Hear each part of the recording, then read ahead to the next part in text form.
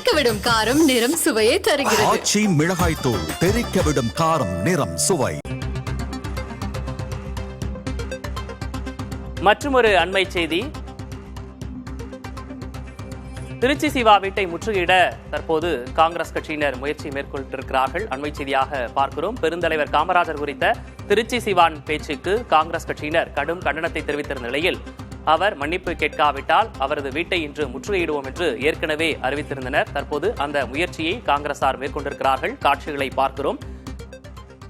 திருச்சி சிவாவின் வீட்டை நோக்கி காங்கிரஸ் கட்சியினர் பேரணியாக நடந்து செல்லக்கூடிய அந்த காட்சிகளையும் பார்க்கிறோம். காவல்துறையினர் அவர்களுடன் பேச்சுவார்த்தையிலும் ஈடுபட்டிருக்கிறார்கள். காட்சிகளின் வாயிலாக பார்க்கிறோம்.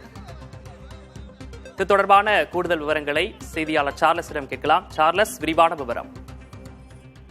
காமராஜர் குறித்து திருச்சி சிவா எம்பி பேசியதற்காக நேற்றே தமிழ்நாடு காங்கிரஸ் கமிட்டி மாநில பொதுச் செயலாளர் சரவணன் அறிக்கை கொடுத்து கண்டனம் தெரிவித்திருந்தார். உடனடியாக எம்பி சிவா மன்னிப்பு கேட்க வேண்டும், இல்லை என்றால் அவருடைய வீடு முற்றுகையிடப்படும் என தெரிவித்திருந்தார். இந்நிலையில் இன்று காலை திருச்சி நீதிமன்றம் வாயிலுக்கு முன்னதாக வஉசி சிலைக்கு முன் காங்கிரஸ் கட்சி தொண்டர்கள் ஒன்று கூடி அவர்கள் சிவா எம்பி மீது கட்சி தலைமை உடனடியாக நடவடிக்கை எடுக்க வேண்டும், அவர் பதவி விலக வேண்டும் என்று கோஷங்களை எழுப்பி திடீரென அவர்கள் ஊர்வலமாக சிவா வீடு முற்றுகையிட முயன்றனர். கண்டோன்மெண்ட் பகுதியில் சிறிது நேரம் போக்குவரத்து பாதிப்பு ஏற்பட்டது. போலீசார் அவர்களை தடுத்து நிறுத்தி தற்பொழுது கைது செய்துள்ளனர். அவர்களை தொடர்ந்து வலியுறுத்துவது உடனடியாக அவர் மன்னிப்பு கேட்க வேண்டும், இல்லை என்றால் தொடர் போராட்டம் நடைபெறும். அவருடைய எம்பி வீடு, அதாவது சிவா எம்பியுடைய வீட்டிற்கு முன்னதாக தொடர்ந்து போராட்டங்களில் ஈடுபடுவோம்.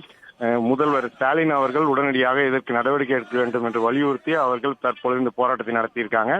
அதற்கு முன்னதாக கண்டோன்மெண்ட் பகுதியில் இருந்து திருச்சி சிவா எம்பி வீட்டிற்கு செல்லக்கூடிய அந்த சாலை போக்குவரத்து பாதிப்பு ஏற்பட்டது ஒரு புறம் இருந்தாலும் அவருடைய வீட்டிற்கு முன்னதாக காவல்துறையினர் தற்போது பாதுகாப்பு பணியில் ஈடுபட்டு வராங்க. விக்னேஷ், சார்லஸ், இந்த விவகாரம் தொடர்பாக தொடர்ச்சியாக காங்கிரஸ் கட்சியிலிருந்து எதிர்வினை ஆற்றிக் கொண்டிருக்கிறார்கள். இருந்தபோதும் நேற்று திருச்சி சிவாவிடமிருந்து இந்த விஷயத்தை பெரிதாக்க வேண்டாம் என்ற ஒரு அறிக்கையும் கூட வெளியாகி இருந்தது. இப்போ இது குறித்து இந்த கட்சி நிர்வாகிகள் என்ன சொல்றாங்க? மிக முக்கியமாக அவர் நேற்று அறிவித்திருந்தார், அந்த அறிக்கை கொடுத்திருந்த நிலையில சிவா எம்பி அவர்கள் மன்னிப்பு கேட்க வேண்டும். மிக முக்கியமாக அதில் மன்னிப்பு கேட்கவில்லை. காமராஜர் பற்றி உயர்வாக அவர் பேசியிருக்கார், அவர் மீது மரியாதை இருக்கிறது என்று அவர் குறிப்பிட்டிருக்கார். அவர் பேசிய சொல்லை தற்பொழுது அளிக்க முடியாது. அப்படி அவர் சொல்லி இருக்கக்கூடிய கருத்துக்களுக்கு எந்த விதமான சான்றுகளும் கிடையாது. மன்னிப்பு கேட்பதை தவிர வேறு ஒன்றும் செய்ய முடியாது என்றுதான் அவருடைய தொடர் அந்த கோஷமானதும் சரி, அவருடைய கோரிக்கையானதும் இருக்கிறது. அதற்காக தான் இந்த போராட்டம். மன்னிப்பு கேட்காவில்லை, தொடர் போராட்டம் நடைபெறும் என்பதுதான் காங்கிரஸ் கட்சி தொண்டர்களுடைய நிலையாக இருக்கிறது. விக்னேஷ், சார்லஸ், இப்போ திட்டமிட்டபடி திருச்சி சிவாவின் வீட்டை முற்றுகையிடுவதற்காக காங்கிரஸ் கட்சியினர் நடந்து வரக்கூடிய அந்த காட்சிகளையும் நம்ம பார்க்கிறோம். இதனால சிறிது நேரம் கண்டோன்மெண்ட் பகுதியில் போக்குவரத்தும் பாதிக்கப்பட்டிருப்பதாகவும் குறிப்பிட்டிருந்தீங்க. இப்ப காவல்துறையினர் அவர்களோடு பேச்சுவார்த்தை நடத்திட்டு இருக்காங்களா? இப்ப தடுத்து நிறுத்தப்பட்டிருக்காங்களா? இப்ப அடுத்த கட்டமா என்ன நடக்க போகுது? இந்த போராட்டத்திற்கு காங்கிரஸ் கட்சி தொண்டர்களுக்கு அனுமதி கிடையாது. விக்னேஷ், ஏற்கனவே நேற்று அவர் இரவு அறிக்கை கொடுத்து திடீரென போராட்டத்தை அறிவித்திருந்தார். காலை அவர் குறிப்பிட்டிருந்ததே அந்த அறிக்கையில் காலை 8 மணிக்குள் சிவா எம்பி மன்னிப்பு கேட்க வேண்டும், இல்லை என்றால் 10 மணிக்கு நாங்கள் அவருடைய வீடை முற்றுகையிடுவோம் என்று அவர்கள் தெரிவித்திருந்தார்கள். வழக்கறிஞர் சரவணன் தலைமையில் இந்த போராட்டம் நடைபெற்றது. அதற்கு முன்னதாகவே கண்டோன்மெண்ட் பகுதி ஆணையர் மற்றும் அது மட்டும் இல்லாமல் காவல் ஆய்வாளர் இருவரும் அவர்களிடம் பேச்சுவார்த்தை நடத்தினாங்க. போராட்டம் நடத்த அனுமதி கிடையாது, போராட்டத்தை நடத்தினால் உங்களை கைது செய்வோம் என்று குறிப்பிட்டிருந்தாங்க. அதையும் தாண்டி அவர்கள் வஉசி சிலைக்கு முன்னதாக நின்று கோஷங்களை எழுப்பினாங்க. சிவா எம்பி மீது நடவடிக்கை எடுக்க வேண்டும், உடனடியாக அவர் பதவி விலக வேண்டும் என்ற கோஷங்களை எழுப்பிய போது ஊர்வலமாக அவருடைய வீட்டை முற்றுகையிட புறப்பட்டு சென்றாங்க.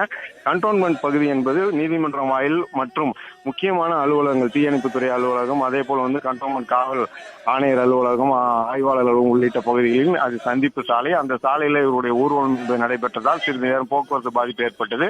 மாற்றுப்பாதையில் வாகனங்கள் போக்குவரத்து இடங்கள் இல்லாமல் காவல்துறையினர் அந்த பகுதியில் அனுப்பி வைத்தாங்க. தொடர்ந்து அவர்கள் நாங்கள் வீட்டை முற்றுகையிட தான் செல்வோம், எங்களுடைய ஊர்வலமானது நாங்கள் புறப்பட்டு தான் செல்வோம் என்று அவர் தொடர்ந்து கோரிக்கையை விடுத்தாங்க. அதன் தொடர்ந்து அவங்க நடந்தும் சென்றாங்க.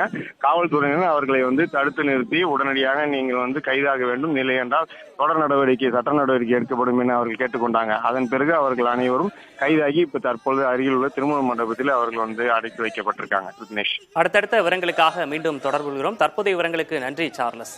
இது தொடர்பாக திருச்சி வேலுச்சாமி புதிய தலைமுறைக்கு அளித்த அந்த பேட்டியினை தற்போது பார்க்கலாம். காமராஜருடைய திட்டங்களை கொண்டு வருகிறோம் முதலமைச்சர் மு க ஸ்டாலின் பேசுறாரு, நிகழ்ச்சியில கலந்துக்கிறாரு. ஆனா அப்படி இருக்கும்பொழுது காமராஜருக்கு ஏசி தேவைப்பட்டது அப்படின்ற ஒரு கருத்தை ஏன் இந்த நேரத்துல திமுகவினுடைய மூத்த தலைவர் திருச்சி சிவா ஏன் முன்வைக்கிறார்? அவருக்கு அரசியலுக்கு என்ன சம்பந்தம் சொல்லுங்க, அப்புறம் மூத்த தலைவர் பேசுவோம். விபத்தில் பதவிக்கு வந்தவனெல்லாம் நீங்க தலைவராக ஏத்துக்கிட்டவனுடைய விளைவு.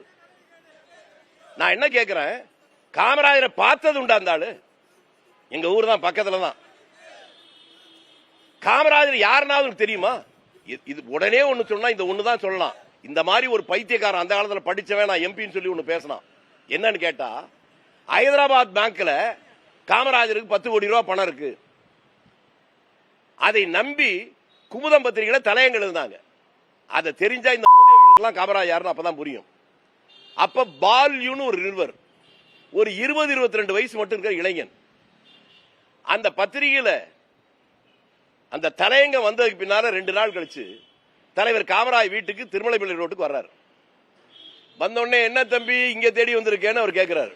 ஐயா உங்களை தான் பார்க்க வந்தேன். சொல்லுப்பா. இல்ல உங்களுக்கு ஹைதராபாத் பேங்க்ல அப்படின்னு ஆரம்பிச்ச உடனே, நீ அந்த பத்திரிகையில எழுதுறதுக்கு முன்னாலே என்கிட்ட வந்து கேட்டிருந்தா அது நியாயம். அது உண்மைன்னு நம்பிதானப்பா அப்படி போட்டுட்ட, எழுதுனதுக்கு அப்புறம் ஏன் என்கிட்ட வந்து கேட்கிற? இவர் தலையக்கு வந்துட்டு திரும்புறாரு. 2 பேர் பண்ண தம்பி இங்க வான்றார். வந்த உடனே எந்த பேங்க்ல பணம் இருக்குன்னு எனக்கு தெரியல, உங்க ஆசிரியருக்கும் உங்க முதலாளிக்கு தான் தெரிஞ்சிருக்கும் போல் இருக்கு. அந்த பேங்குடைய வித்ட்ராயல் ஸ்லிப் வாங்கிட்டு வா, நான் கையெழுத்து போட்டு கொடுக்கிறேன், நீங்களே எடுத்துங்க. இப்படி சொல்லுகின்ற துணிச்சல் இன்னைக்கு இருக்கிற எந்த அரசியல்வாதிக்கு இருக்கு? அவன் பேசிட்டு நான் பதில் சொல்றேன்.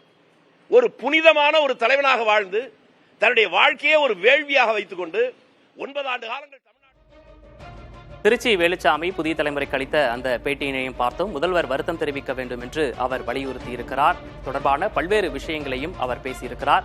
இந்த விவகாரம் தொடர்பாக முதல்வர் கண்டிப்பாக வருத்தம் தெரிவிக்க வேண்டும் என்று வேலுச்சாமி தெரிவித்திருக்கிறார். இந்த சூழ்நிலையில் திருச்சியில் திருச்சி சிவாவின் வீட்டை முற்றுகையிடுவதற்காக காங்கிரஸ் கட்சியினரும் அங்கு தொடர்ச்சியாக சென்று கொண்டிருக்கிறார்கள். அது தொடர்பான செய்தியையும் பார்த்தோம். இது தொடர்பாக விபத்தில் பதவிக்கு வந்த திருச்சி சிவா காமராஜரை பற்றி பேசுவதா என்றும் திருச்சி வேலுச்சாமி பேசியிருக்கிறார்.